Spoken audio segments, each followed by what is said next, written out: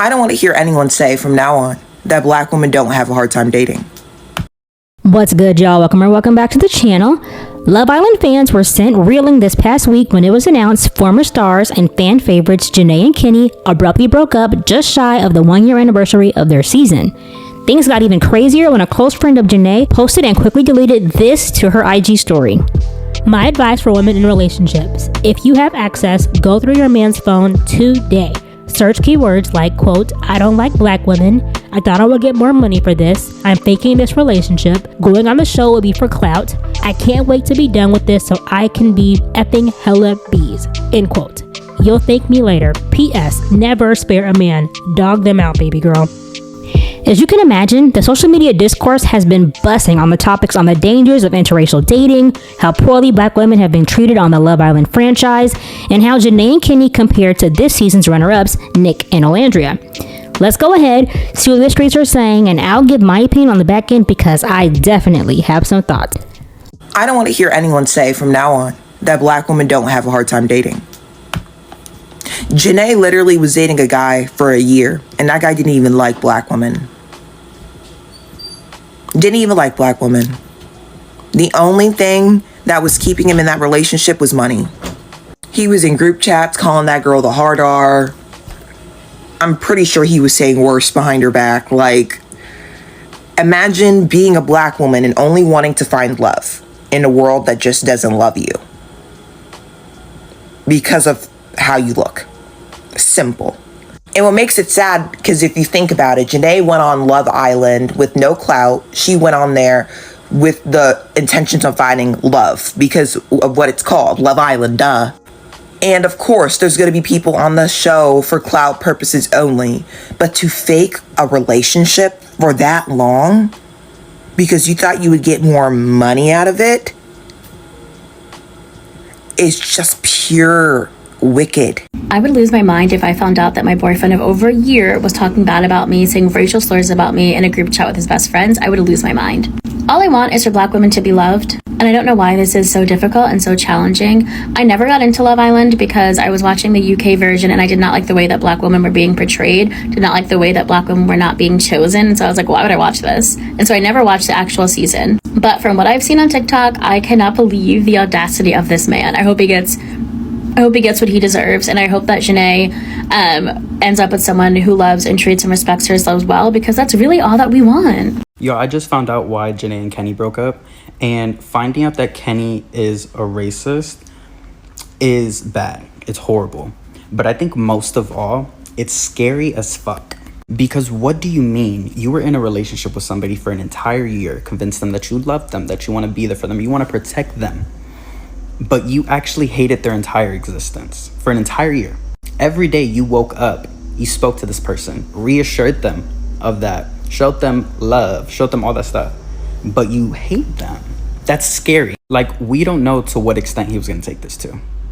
I'm sorry, you know what I'm trying to say? Like, it's terrifying, actually. Like, I have no words. And then for him to go on his story and make a statement, a completely neutral statement, no accountability whatsoever, and say, I released this chapter with no ill will. Ill will towards who?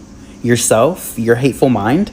I'm confused. It's people like him that people need to be scared of. It's people like him that are threats to society. People that prefer to be neutral rather than taking accountability are threats to society. I don't care. Kenny, you will begin to cough in 3 fucking days. And I hope you're excited. I hope you're fucking excited. JaNa, I'm just happy that she has a good support system. She has her family. She has her friends, PPG, my girls, you know what I mean? Because I can't even imagine finding out that after a year that this person was just fucking swindling you. A fucking scammer. Like, that shit's crazy. But I just hope JaNa is okay. And my girl's gonna come back stronger than ever. I already know. She's a queen. The part that's really getting me about this whole Kenny and JaNa breakup is everyone calling him racist. Like, what did he do to earn that title? And it just makes me so sad because JaNa went on the show with genuine intentions and that girl really wanted to find love. It was obvious to anybody watching. And like, for him to spit on that like that is disgusting. And not only that, it's so sad to see that black women just don't get a safe space in dating. Like, that is crazy. Like, For her to sleep next to this person every night, be dating this person, open up to them, be living her soft life with them, and him to be behind her back saying racial things about her is just like, why? Leave her alone. Like that is so evil. It's like black women going on dating shows is just a microscopic version of this bigger trauma black women have in dating, that like, is he gonna like me because I'm black? Is the other shoe gonna drop because he never liked black women in the first place? And that's not just dating interracially, that's dating black men too. So it's like, where do we get to be safe at? It's sick. I'm seeing a lot of black women talk about how after the whole JaNa and Kenny situation that they're no longer going to date Hispanic men. Why is that the thing that y'all are getting from this? It doesn't matter what ethnicity or race these men are. Black, white, Asian, Hispanic, biracial, triracial, quadracial. It doesn't matter. They all have the capacity to dog you out. So I'm not super familiar with the Love Island franchise. I actually only became aware of it because of my TikTok algorithm showing me discourse about it during the final 2 weeks of this last season, season 7. And in some of the discourse about this season, I would hear people reference this couple, Kenny and JaNa, and how much this guy loved her. So to see this unfold is just extremely wild to me. My heart truly goes out to her. This is a level of pain and betrayal I wouldn't wish on my worst enemy. To find out the person you spent the last year with, the person you think you're building a life with, is an undercover racist and has been plotting to make as much money off you as possible before dipping out and laughing about it with their friends is just so earth-shattering, especially like I think they're 20 something. So to put someone through that, knowing they're truly looking for love and letting you in and bringing you into their families and bringing you into their lives is just so sick and psychotic. And I'm glad JaNa's friend took to social media to expose him, because this kind of treachery does not need to be protected, no matter how embarrassing it is to those involved. I wanted to get a better idea of this couple, so I watched some interviews just to kind of see how they interacted with each other, maybe see if I could pick up on some nonverbal communication or some red flags. And from what I saw, JaNa seems super sweet and bubbly. Not only that, she's absolutely gorgeous, like Black Barbie doll gorgeous.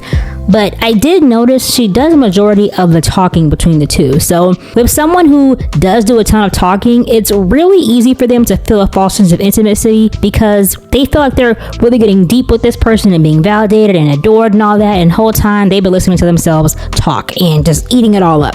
I'm sure an excitable person like JaNa would be a love bomber's dream. And it's not to say that any of this is JaNa's fault, but I definitely see what could have led to this, especially in the pressure cooker of an environment that is Love Island. Because if you're not aware, these people are cut off from all civilization and society. They have no cell phones. They don't watch TV. There's no music playing. They have no idea what time it is while they're on the island.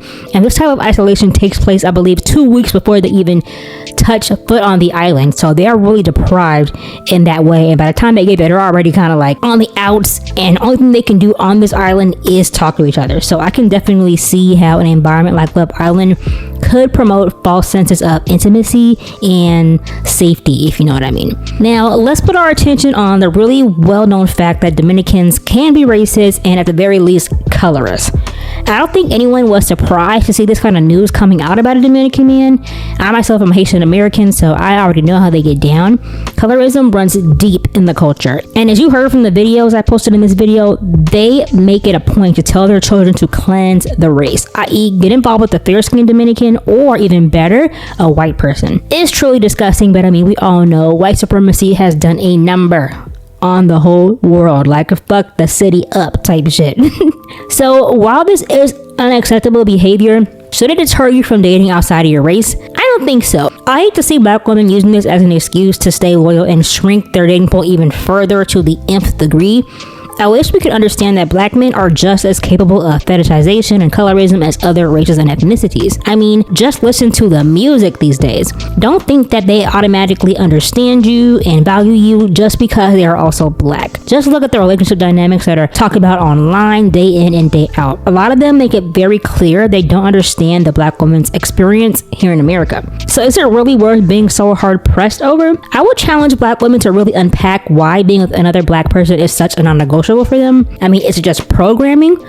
Me thinks that's the case. Similar to how black women have been programmed to not call the police on black men and toss their ass in jail when they harm us, or how sometimes we hear other black people say that, they'll be damned if they work so hard in their lives and amass all this wealth and then put it in the hands of the oppressor, in the form of marrying outside the race, or they'll be damned if their children go on to marry outside the race, as if they have any control over what their kids or their kids' kids or their kids' do romantically once they're put on this earth, And it's this strange service level thinking that, really does come across as regurgitated talking points to me in programming and brainwashing, if you know what I mean. Because if we're going to keep it a stack, black people are the biggest consumers in the United States, okay? So what makes you think you're going to protect your wealth from anybody? Like, you're already handing your money over to the oppressor every time you go to the store, every time you buy those Apple products, every time you book a travel agent, every time you go to these resorts, okay? Every time you buy a house, your money is going into the hand of your oppressor directly. Your wealth is going to them regardless. All the money flows to the top. So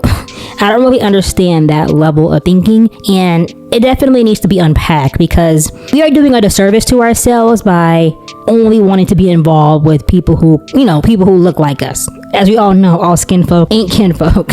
And I hate that when we do have these type of conversations circulating, the idea of interracial dating is only seen from the lens of black and white, as if there isn't a whole big world out there. I mean, we have Hispanic people, we have Southeast Asians, we have Middle Eastern people, we have Chinese people. I mean, we have so many people we can choose from. We do not only have to stick with white and black. And that also has to do with the programming that takes place here in America. And I wish we can just get away from that, So if you do decide to get involved in an interracial relationship, what should you do? Ask all the questions. Pay attention to their family and how they interact with you. That's if you're even allowed to meet the family, okay? Which, I mean, that in itself is also a red flag, right? And don't fall for the whole, my family's racist, but I'm not bullshit, girl. Cut your losses. Run. Look to see who they follow online or the content they consume online. And honestly, don't be afraid to check that phone, okay? Do not be afraid to check that phone. It will save you a lot of heartbreak, okay? Do your due diligence, and even if somehow you do all the things and you still end up blindsided like Miss JaNa here, just make your exit and hold your head up high. It is not your fault, and that shame isn't yours to carry. Keep being you and remain open to love, because you deserve it. My heart goes out to JaNa, and I hope that she heals and gets therapy, because betrayal of this magnitude definitely changes your brain chemistry and just you as a person forever. I mean, she probably might never trust as fully as she once did, So with that being said, let me know what you all think of the entire situation. Did you watch the season of Love Island? Let's talk about it, okay? Like I said, if you enjoyed this content, we're on the road to 100 subs, and I would love to have you all on the winning team, okay? So hit that subscribe button, and I'll be back with another What's a TikTok real soon. Bye.